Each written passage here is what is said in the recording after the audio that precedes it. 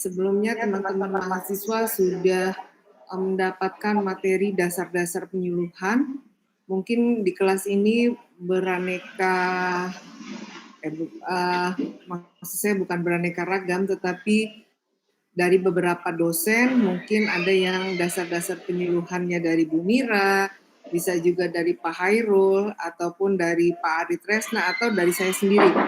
Jadi saya akan melanjutkan mata kuliah dasar-dasar penyuluhan dengan topik metode penyuluhan, di mana teman-teman mahasiswa sudah dianggap memahami apa itu penyuluhan.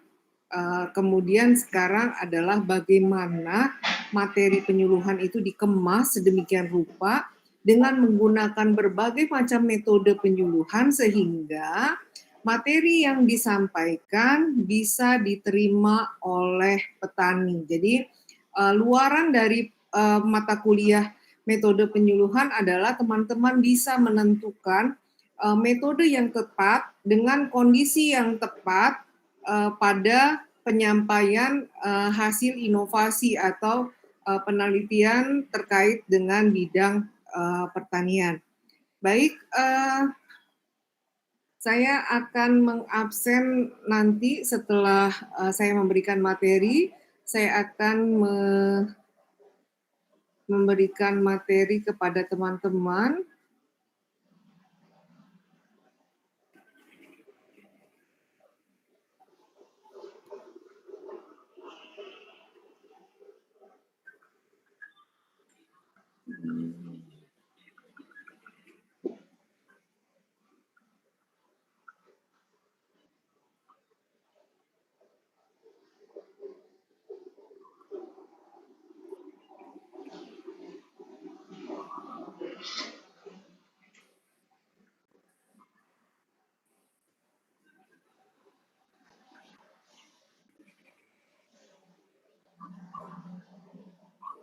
Apakah terlihat, teman-teman?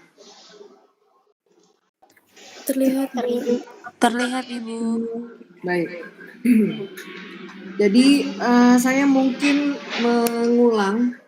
Jadi materi hari ini mungkin merupakan rangkuman ya atau pengulangan dari materi dasar-dasar penyuluhan supaya nyambung dengan materi metode penyuluhan. Jadi kita harus ingat kembali bahwa penyuluhan itu adalah proses pendidikan non formal ya. Jadi ingat, penyuluhan itu berbeda dengan komunikasi karena penyuluhan itu adalah proses pendidikan. Jadi sama seperti pendidikan yang teman-teman lakukan sekarang. Kalau teman-teman sekarang kuliah di Untirta itu namanya pendidikan formal, di mana semuanya diatur, kurikulumnya diatur, waktu kuliahnya diatur, tempatnya diatur karena semuanya formal. Kalau penyuluhan adalah proses pendidikan non formal. Jadi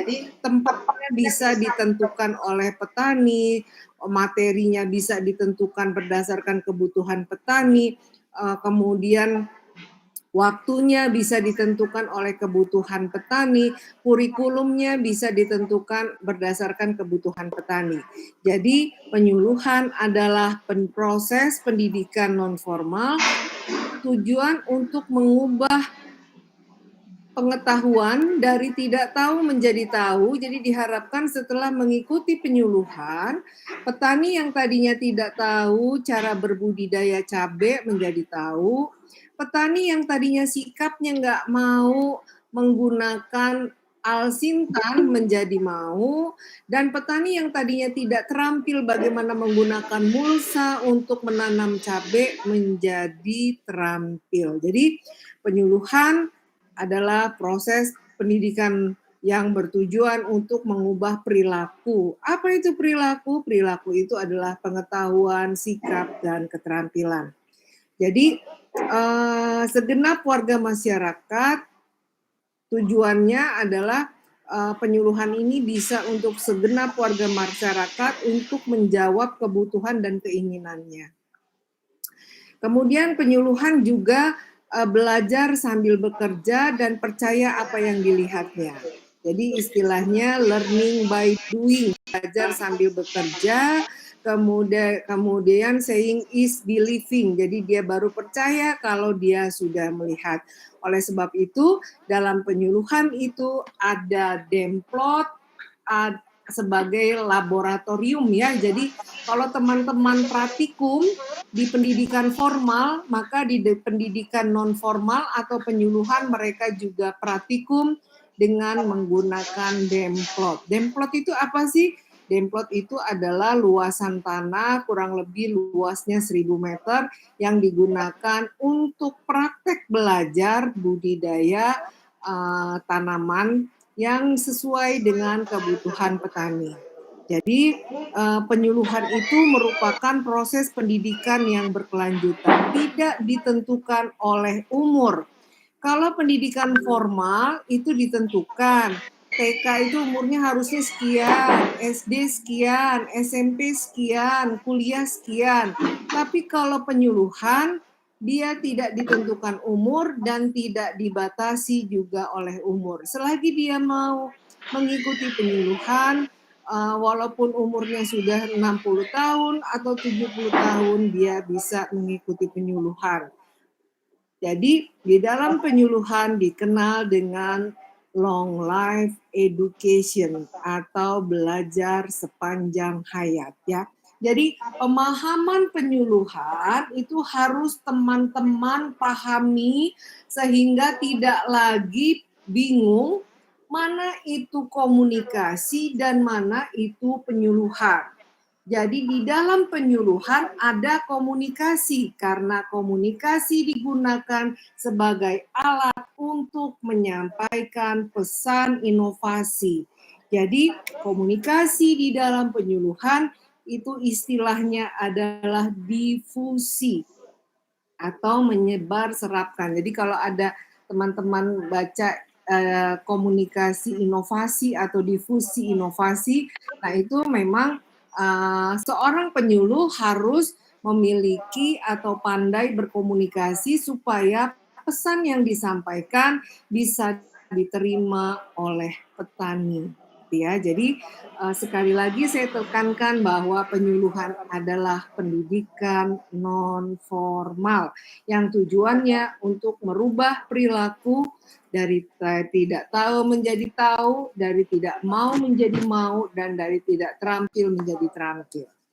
Ya, jadi kuncinya penyuluhan itu ya, yang digarisbawahi adalah pendidikan non formal.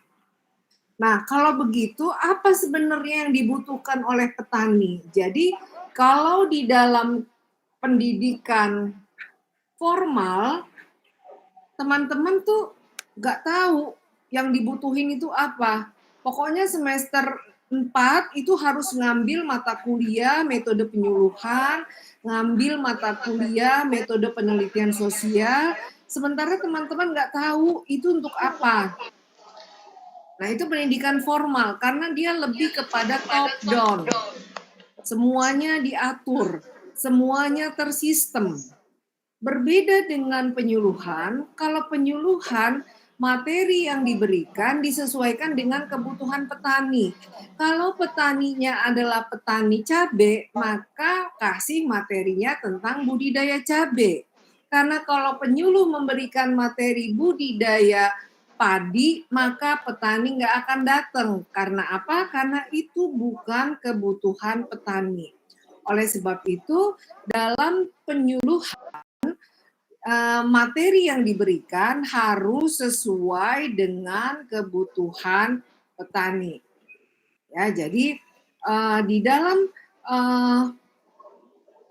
penyuluhan itu sebenarnya kita harus memahami petani itu sebenarnya mau belajar apabila, coba ada yang bisa bantu saya? Petani mau belajar apabila apa Mbak? Mbak Imelda? Mbak? Apabila petani ingin ada perubahan. Ya, baik, kata Mbak Imelda, apabila petani ingin perubahan. Mbak Najwa? Maaf, Ibu Najwa siapa? Mbak Najwa siapa tadi? Najwa Parawati. Setelah itu Mbak Siti Nuraini. Mangga. Memiliki keterbatasan pengetahuan, Bu, untuk menghadapi masalah yang sedang ia hadapi, gitu. Mbak Siti?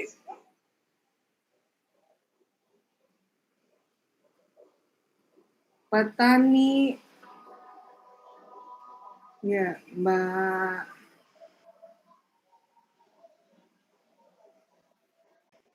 Ya, silakan Mas Jerry. Pertanyaannya adalah, petani mau belajar jika, apabila? Baik Bu, izin menjawab. Nama saya Jerry Irawan. Mungkin petani itu mau belajar apabila petani itu ada hal yang dirasa menguntungkan bagi dirinya gitu Bu. Seperti misalkan kayak pengetahuan budidaya tanaman cabai, mungkin yang paling banyak mengikuti itu petani cabai gitu Bu, karena emang dirasa ilmu yang akan didapatkan itu bakal berguna bagi petani itu gitu Bu. Oke, benar sekali. Ada lagi? Tadi Mbak Siti Nuraini, petani mau belajar apabila pertama menguntungkan, betul. Kedua,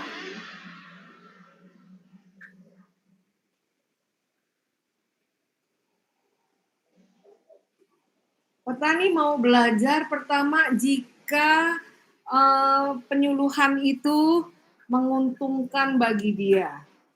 Yang kedua, jika bisa menjawab permasalahannya. Ketiga, jika sesuai dengan kebutuhannya. Jadi misalnya penyuluh akan memberikan materi penyuluhan tentang budidaya cabai tadi. Ini kira-kira kalau ikutin penyuluhan ini bisa nguntungin nggak ya?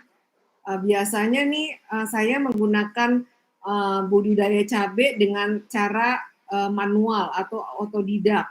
Ini ada penyuluhan cara budidaya cabai dengan menggunakan mulsa. Kira-kira kalau saya ikut penyuluhan dengan teknik menggunakan mulsa pada budidaya cabai, kira-kira budidaya saya, tanaman saya hasilnya menguntungkan nggak ya? Itu satu. Yang kedua, ada penyuluhan. Kebetulan si petani itu mau nanam cabai, tapi dia belum tahu tekniknya yang benar seperti apa. Selama ini dia nanam cabai kata orang tuanya, kata temennya, kata tetangganya.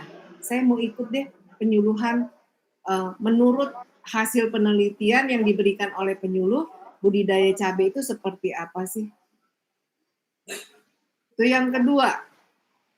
Kemudian jadi teman-teman mahasiswa, karena petani yang menjadi sasaran penyuluhan itu adalah orang dewasa, dan orang dewasa itu mau belajar kalau memang sesuai dengan kebutuhannya, maka petani akan datang jika materi penyuluhannya memang sesuai dengan apa yang dia inginkan, apa yang dia butuhkan, dan pastinya menguntungkan. Selama ini kata petani, saya budidaya cabai, hasilnya nggak terlalu banyak. Tapi di daerah Brebes, orang-orang nanam cabai kok kaya-kaya ya. Dia akhirnya mengikuti penyuluhan. Dengan harapan, dengan mengikuti penyuluhan dia tahu bagaimana solusi atau masalah yang dia hadapi ini bisa terpecahkan. Oh, ternyata dalam penyuluhan diberikan informasi memilih bibitnya seperti ini karena daya tumbuhnya lebih tinggi. Jadi dalam satu lubang hanya masukin aja satu bibit itu pasti tumbuh begitu, atau 2 bibit.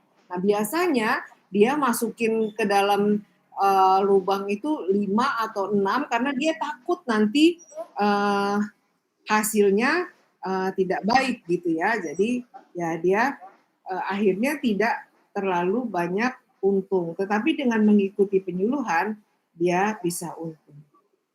Baik, tadi saya sudah menyebutkan 3 alasan petani mau belajar. Bisa diulangi?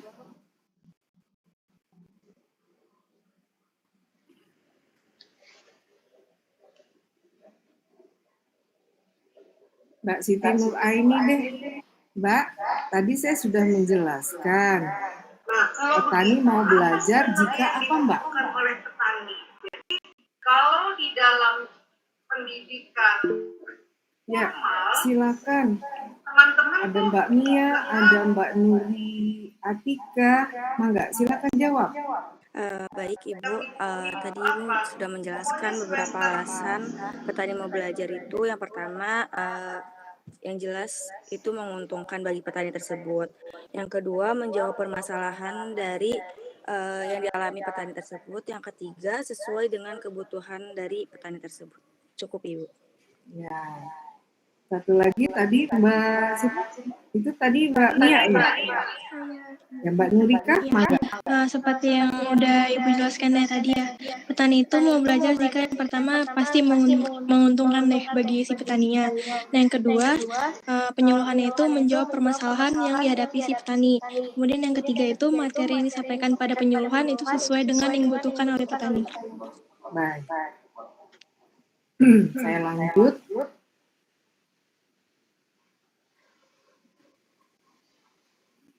Penyuluhan pertanian. Jadi seperti tadi yang sudah saya jelaskan bahwa penyuluhan pertanian itu adalah proses pembelajaran bagi pelaku utama. Pelaku utama itu tahu ya, pelaku utama itu adalah petani serta pelaku usaha. Petani juga bisa menjadi pelaku usaha jika dia sebagai menjual hasil pertaniannya atau sarana produksi, agar mereka mampu menolong dan mengorganisasikan dirinya dalam mengakses informasi pasar, teknologi, permodalan, sumber daya lain sebagai upaya untuk meningkatkan produktivitas, efisiensi usaha, pendapatan dan kesejahteraan serta meningkatkan kesejahteraan dalam pelestarian fungsi lingkungan hidup. Itu adalah definisi penyuluhan secara luas. Jadi teman-teman mahasiswa, intinya di dalam penyuluhan itu, karena dia adalah proses pembelajaran, sudah pasti materinya ada tidak hanya budidaya, di dalam penyuluhan juga ada materi tentang teknologi, materi tentang permodalan, materi tentang informasi pasar, materi tentang sumber daya alam, materi tentang bagaimana meningkatkan produktivitas hasil pertanian, materi tentang bagaimana meningkatkan efisiensi usaha di bidang pertanian, kemudian materi tentang bagaimana meningkatkan pendapatan, dan materi tentang bagaimana bisa meningkatkan kesejahteraan bagi petani. Sehingga dengan memberikan materi-materi penyuluhan tersebut diharapkan petani bisa menolong dirinya sendiri untuk hidup lebih sejahtera dan tentunya harus memperhatikan lingkungan hidup. Jadi tidak bisa mengeksploitasi tanah yang digunakan untuk budidaya. Jadi itu adalah definisi penyuluhan secara luas.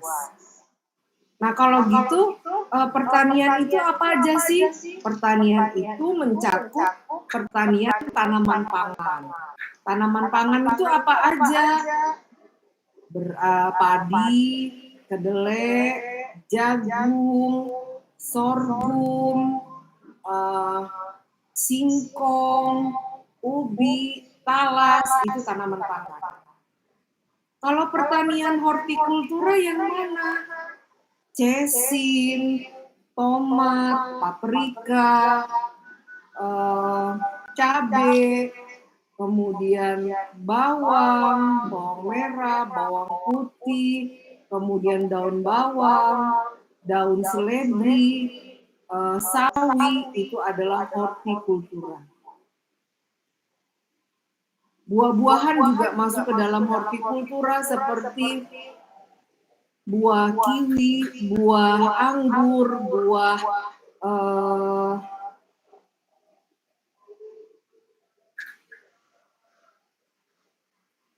buah apa lagi ya? Jadi tanaman yang hortikultura itu kurang dari 1 tahun. Kemudian pertanian perkebunan. Apa saja sih pertanian perkebunan? Pertanian perkebunan itu bisa pertanian kakao atau coklat, kopi, karet, kemudian apel, kemudian jeruk. Nah, itu adalah perkebunan. Kemudian peternakan, ada peternakan unggas, ada peternakan kecil atau peternakan besar. Jadi kalau unggas itu seperti bebek, ayam, kalau peternakan kecil seperti domba, kambing, kalau peternakan besar seperti sapi.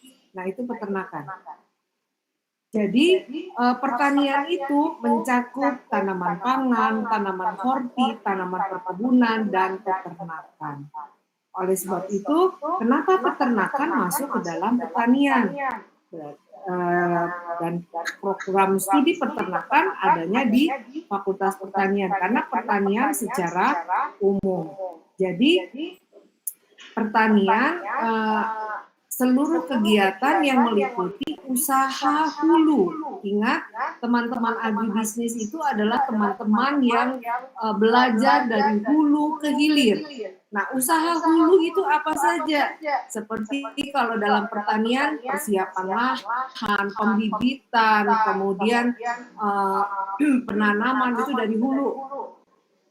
Kemudian usaha tani, pengolahannya. Agroindustri, bagaimana perusahaan bisa mengelola hasil pertanian. Pemasaran itu ada pada hilirnya kalau di dalam agribisnis. Dan jasa penunjang lainnya untuk mendapat manfaat sebesar-besarnya bagi kesejahteraan masyarakat. Jadi penyuluhan ini bisa mengandung proses komunikasi persuasif. Kenapa disebut komunikasi persuasif? Karena mengajak petani untuk mau berbudidaya.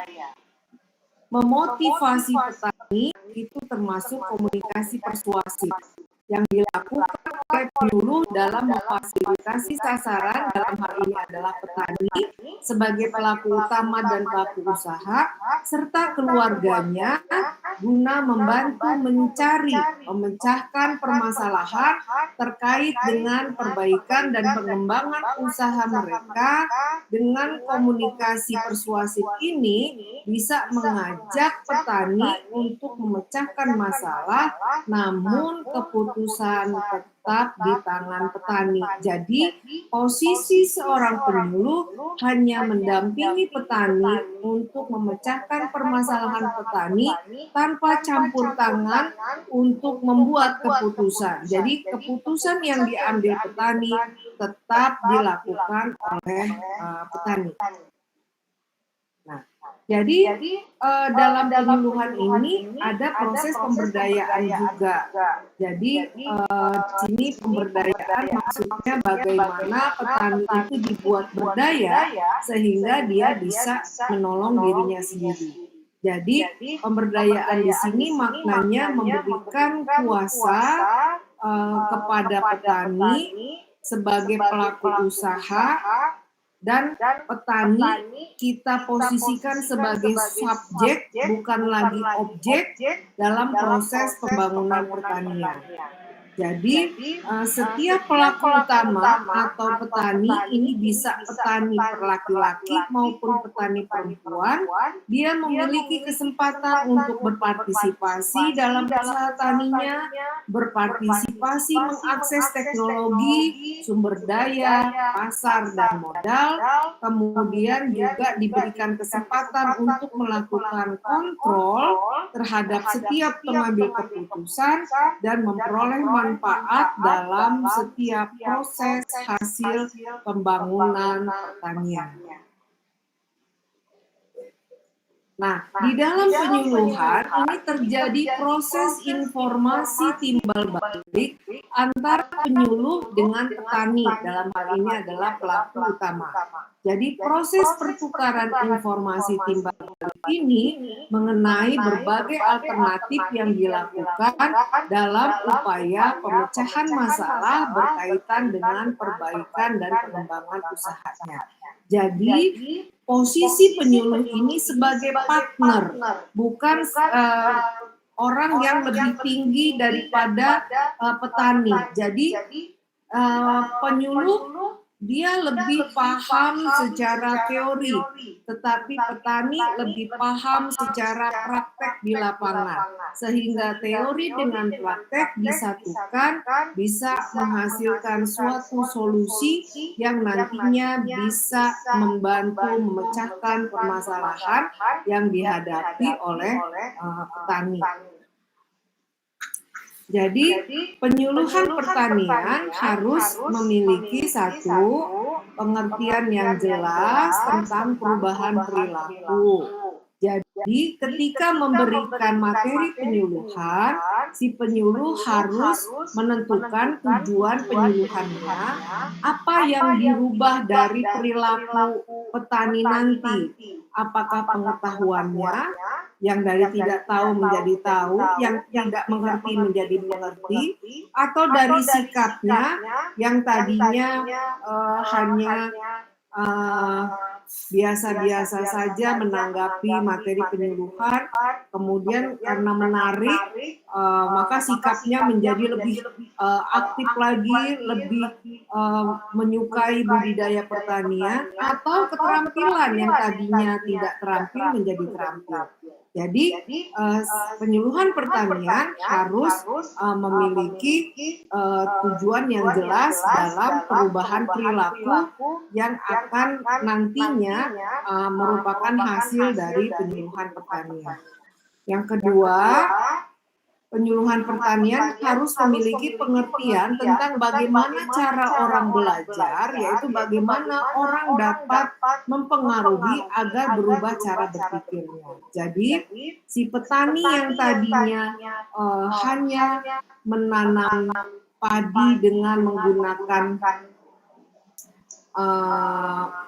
manual atau dengan menggunakan upah, untuk menanam padi dengan cara menandur, kemudian mereka mendapatkan materi tentang penggunaan traktor.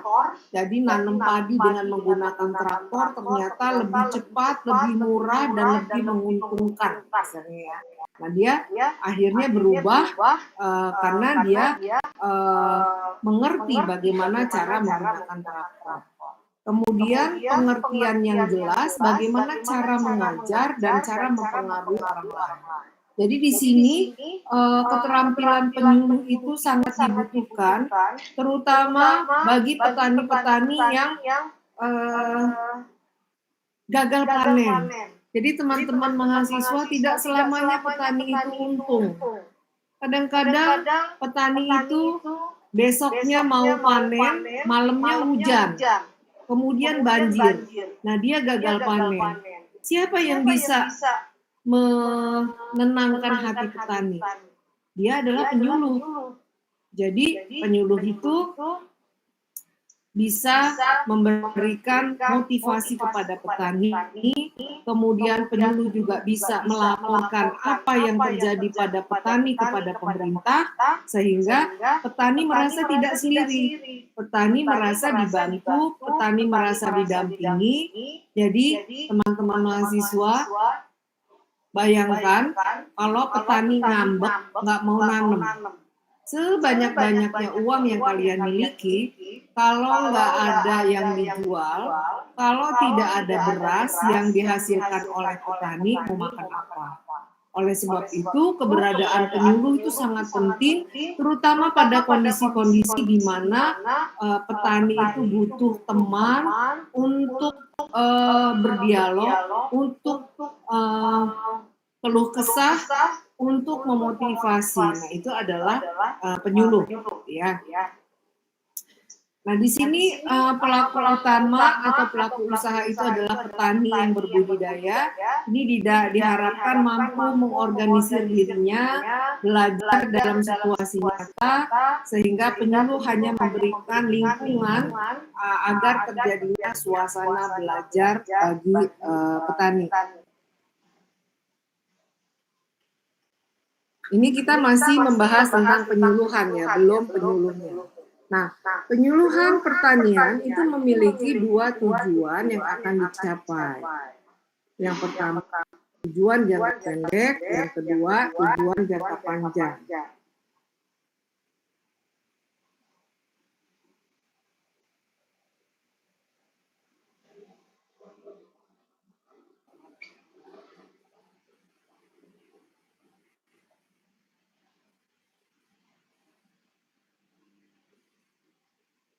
Untuk tujuan jangka pendek, penyuluhan pertanian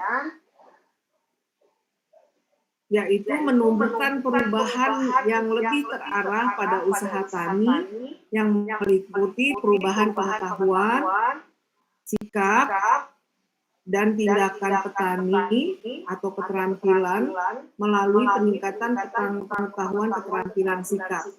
Dengan berubahnya perilaku petani dan keluarganya diharapkan dapat mengelola usaha taninya dengan produktif, efektif, dan efisien. Jadi tujuan jangka pendek penyuluhan pertanian adalah merubah perilaku petani yang tadinya tidak tahu menjadi tahu, tadinya tidak mau menjadi mau, dan tadinya tidak terampil menjadi terampil.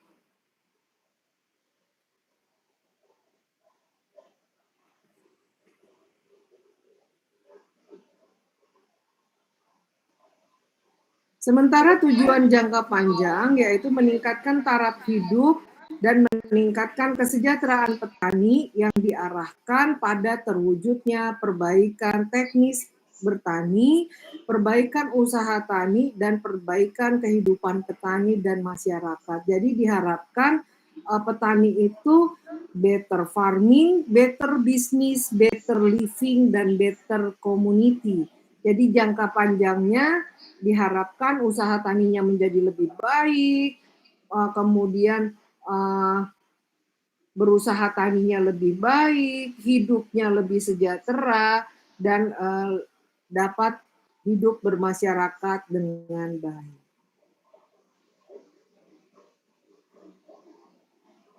Nah, kemudian teman-teman mahasiswa,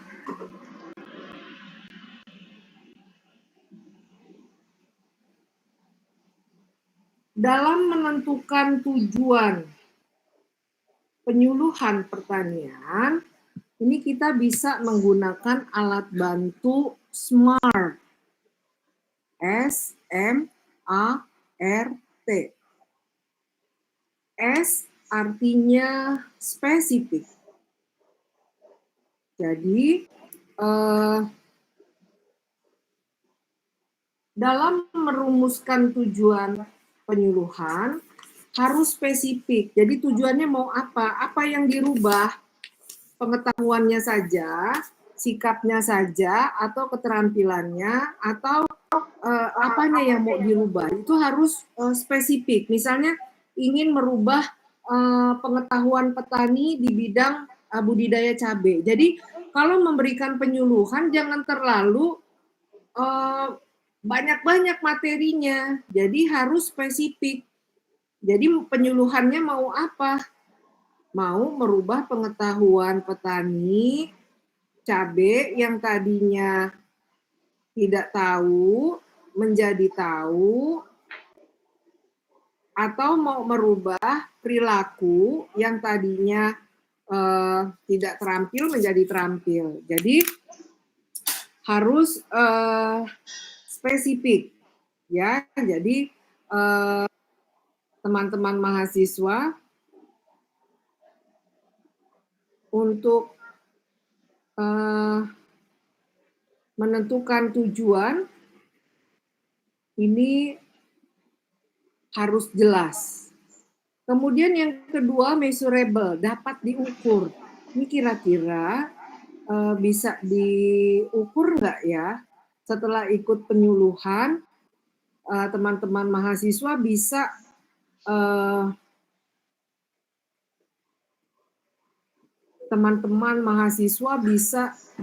misalnya tujuannya ingin meningkatkan pengetahuan petani.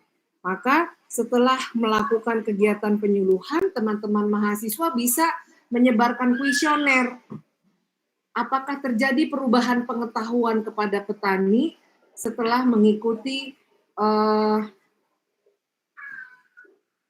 penyuluhan? Itu measurable. Yang ketiga, actionary.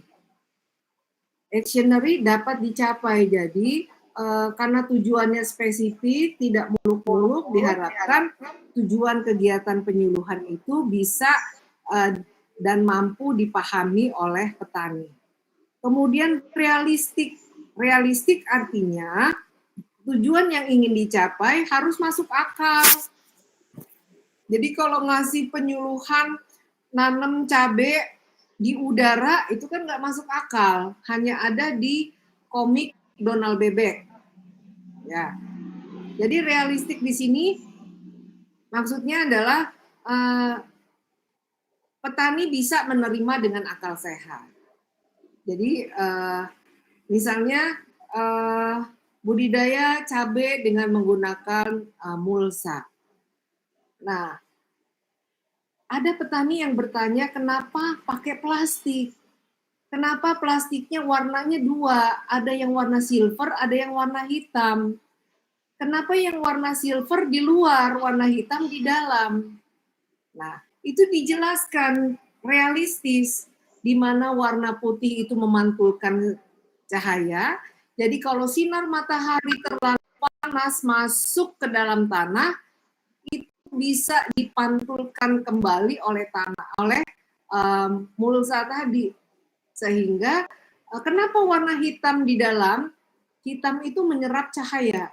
Jadi ketika sinar matahari sudah cukup, kata warna hitam, untuk suhu tanaman cabai, maka si hitam akan melaporkan kepada si putih atau si silver tadi untuk memantulkan kembali cahayanya, sehingga suhu tanah bisa terkondisikan dengan baik. Itu maksud dengan menggunakan mulsa. Jadi realistis penjelasannya kenapa budidaya cabai dengan menggunakan mulsa. Sehingga hasilnya bisa menguntungkan. Kenapa? Karena ketika suhunya tinggi, suhu udara tinggi, maka kalau matahari langsung masuk ke dalam tanah itu bisa menyebabkan kekeringan atau tanahnya pecah sehingga tanamannya bisa jadi layu karena terlalu panas. Tapi dengan menggunakan mulsa, karena suhunya terjaga, maka otomatis kegagalan panen bisa dicegah sekian persen. Misalnya dalam penyuluhan seperti itu. Kemudian time frame, ini maksudnya dalam penyuluhan kita harus memiliki batas waktu. Waktu untuk mencapai tujuan tersebut. Gitu ya. Nah itu, jadi teman-teman mahasiswa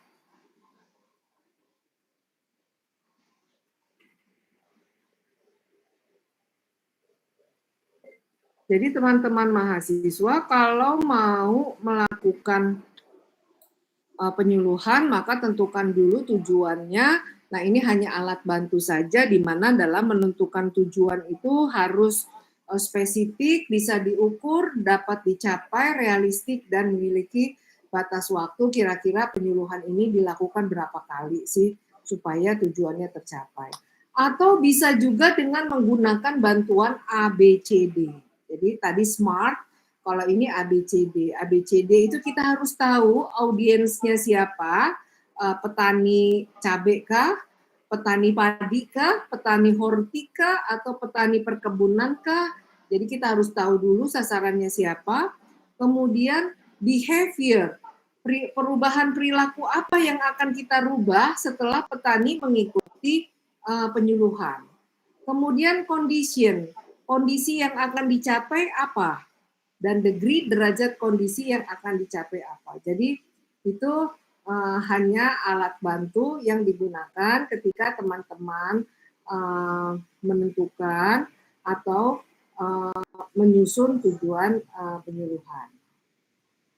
Nah, ini juga saya mengulang kembali filosofi atau makna penyuluhan pertanian yang terkandung dalam Undang-Undang Nomor 16 Tahun 2006. Jadi filosofi penyuluhan itu bekerja bersama masyarakat dalam melakukan usahanya untuk meningkatkan kesejahteraan dan kesadarannya dalam pelestarian lingkungan hidup. Itu adalah filosofi. Jadi teman-teman mahasiswa, prinsip penyuluhan pertanian, pertama, penyuluh pertanian seyogyanya diselenggarakan menurut keadaan yang nyata. Maksudnya harus disesuaikan dengan kondisi petani. Penyuluhan pertanian, kalau petaninya nggak bisa baca, penyuluhannya jangan menggunakan metode menggunakan alat bantu misalnya OHP atau LCD atau laptop.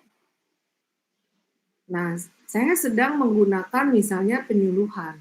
Saya menggunakan laptop. Kenapa? Karena petani saya bisa baca. Kalau petani saya nggak bisa baca, maka metode yang digunakan harusnya dengan menggunakan metode ceramah.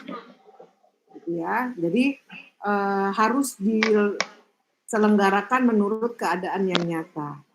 Kedua, prinsipnya penyuluhan pertanian harusnya ditujukan kepada kepentingan dan kebutuhan sasaran. Jadi dalam memberikan materi penyuluhan, kita tidak boleh memaksakan materi kepada petani kalau materi itu tidak sesuai dengan kebutuhan petani. Jadi harus sesuai dengan kebutuhan petani. Yang ketiga, penyuluhan pertanian itu ditujukan kepada seluruh anggota keluarga tani. Jadi jangan tebang pilih, jangan pilih bulu. Jadi yang namanya petani itu adalah petani laki-laki, petani perempuan, dan taruna tani atau pemuda tani. Prinsip berikutnya penyuluhan pertanian adalah pendidikan untuk demokrasi. Jadi tujuannya adalah win-win solution. Ya, tidak ada yang dirugikan dan tidak ada yang diuntungkan, tapi semua diuntungkan. Kemudian harus ada kerjasama yang erat antara penyuluh, peneliti, dan lembaga lain yang terkait. Jadi biasanya peneliti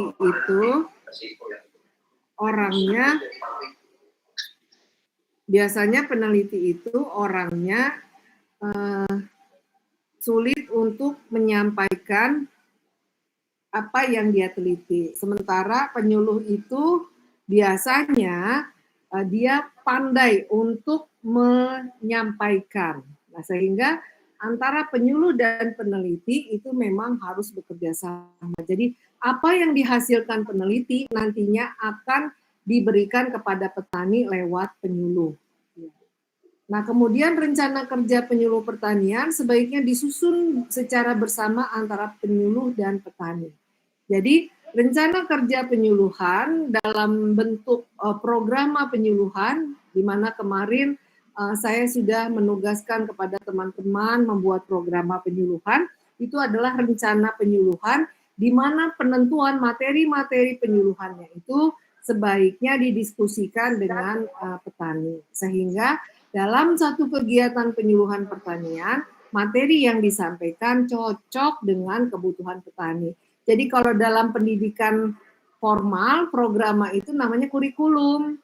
Ya, jadi semester ini kuliahnya apa, semester depan apa, materinya apa. Nah, programnya juga seperti itu. Bulan ini materinya, bulan depan apa, bulan berikutnya apa, gitu ya. Kemudian penyuluhan pertanian harus bersifat luas dan dapat menyesuaikan diri terhadap perubahan. Jadi jangan saklek ya, jadi penyuluh.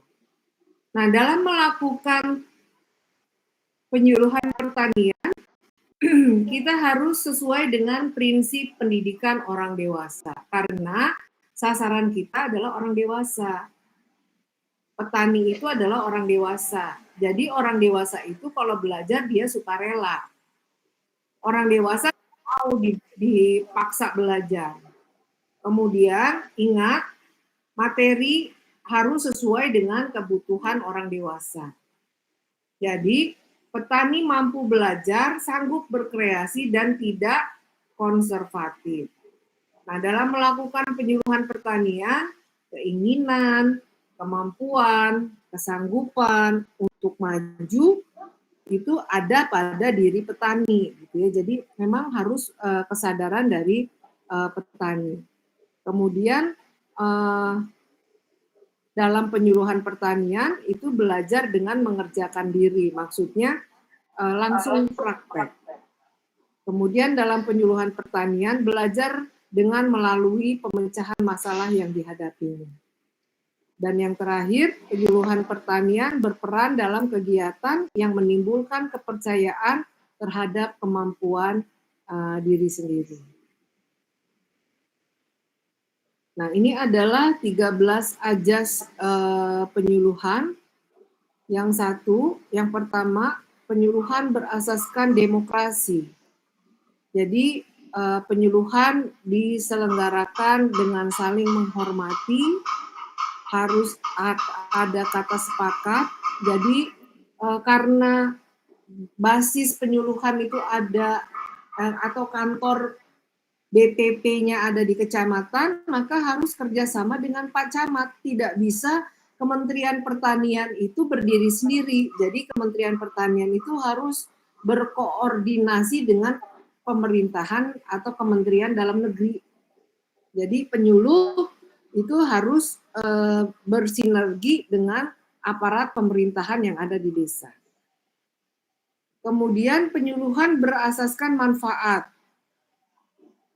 Diharapkan setelah mengikuti penyuluhan ada peningkatan produktivitas. Kemudian penyuluhan berajaskan kesetaraan. Jadi dalam hubungan penyuluhan, pelaku utama dan pelaku usaha harus merupakan mitra sejajar. Jadi penyuluh tidak boleh merasa lebih tinggi daripada petani. Kemudian penyuluhan juga berasaskan keterpaduan. Jadi dalam penyelenggaraan penyuluhan yang dilaksanakan secara terpadu antar kepentingan pemerintah, dunia usaha, dan masyarakat. Jadi penyuluhan ini berasaskan keseimbangan.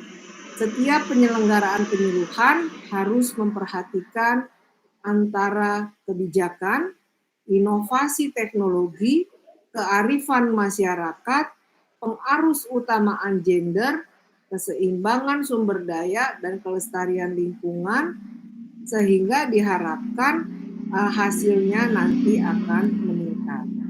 Kemudian penyuluhan juga berasaskan keterbukaan antara penyuluh dengan petani, tidak ada yang ditutup-tutupi.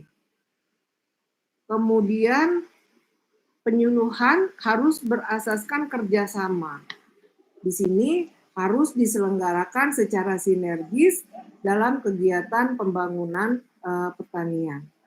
Kemudian penyuluhan juga berasaskan partisipatif. Jadi petani itu harus dilibatkan dari perencanaan, kemudian pelaksanaan, sampai evaluasi itu harus melibatkan petani. Kemudian penyuluhan juga harus berasaskan kemitraan, harus bermitra dengan pasar misalnya, sehingga hasil yang dihasilkan petani bisa langsung dibeli ke pasar sehingga saling menguntungkan. Yang ke-10, penyuluhan juga harus berasaskan keberlanjutan. Jadi penyelenggaraan penyuluh ini diupayakan untuk berkesinambungan agar pengetahuan, keterampilan, dan antara pelaku utama dan pelaku usaha semakin baik. Kemudian penyuluhan juga harus berasaskan keadilan. Jadi penyelenggaraan dan memposisikan pelaku utama dan pelaku usaha untuk mendapatkan pelayanan. Kemudian penyuluhan juga harus berasaskan kepemerataan, di mana penyuluh harus tersebar di seluruh wilayah Republik Indonesia. Kemudian penyuluhan juga harus bertanggung gugat. Artinya evaluasi kinerja penyuluhan yang dikerjakan harus dilakukan bisa terukur dan dapat dijadwalkan. Nah, di sini 4 hal yang perlu diperhatikan. Jadi di sini penyuluh harus bekerja sama dengan masyarakat dan bukan bekerja untuk masyarakat. Jadi dia bermitra ya. Kemudian penyuluh tidak boleh menciptakan ketergantungan. Penyuluh harus selalu mengacu pada terwujudnya kesejahteraan dan penyuluhan harus mengacu pada peningkatan harkat dan martabat manusia. Jadi ini teman-teman mahasiswa, lingkup penyuluhan pertanian. Jadi pertanian itu penyuluhan itu adalah proses pembelajaran di mana materinya itu tentang kegiatan agribisnis dari hulu ke hilir, dari proses pembibitan sampai pemasaran, kemudian melibatkan seluruh keluarga tani, kemudian bagian dari Kementerian Pertanian dalam upaya pengembangan sumber daya manusia. Nah, jadi tugas pokok penyuluh pertama menyiapkan, kemudian melaksanakan, mengembangkan, mengevaluasi, dan melaporkan kegiatan penyuluhan. Jadi penyuluh dituntut mampu melaksanakan tugas dan fungsinya sebagai penyuluh di lapangan dan menjadi mitra bagi petani yang berperan sebagai fasilitator. Jadi demikian teman-teman mahasiswa materi kita hari ini. Ya, adalah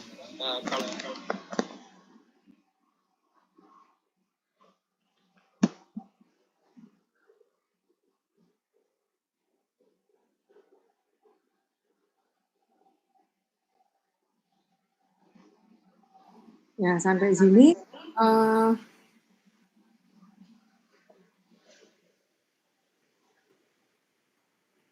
penanggung jawab kelas, apakah teman-temannya semua sudah masuk? Ada yang tidak hadir, Mbak? itu oleh Bu Fitri ya, disampaikan.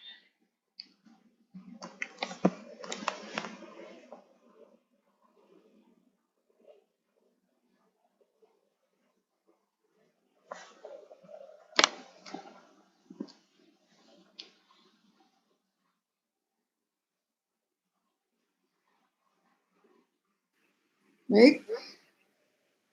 Masuk semua? Atau saya buka dulu? Sebentar, saya lihat absen dulu.